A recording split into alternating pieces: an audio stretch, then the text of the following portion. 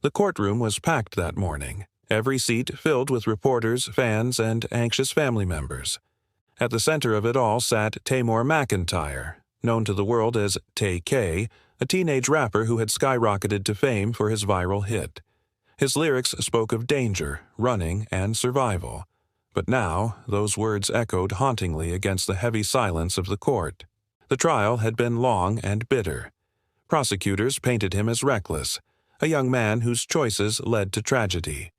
They detailed the robbery that spiraled out of control, leaving an innocent victim dead.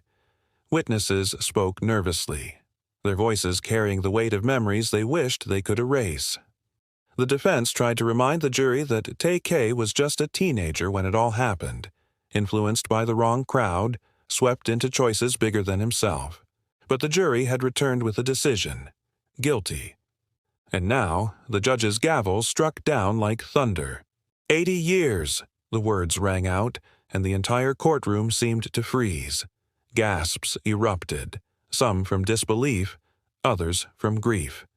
TayK's mother cried openly, clutching her chest as if the sentence had been given to her as well. Fans outside the courthouse began chanting his name, their voices muffled through the heavy glass windows, hoping somehow the noise would soften the blow. TayK sat still, his young face betraying little emotion.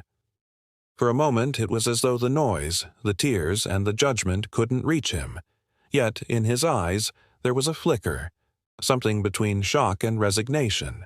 As deputies moved to escort him away, the flashes of cameras exploded, capturing what would become an infamous moment: a rising star's fall, the clash of music and crime, and the heavy price of choices made too soon.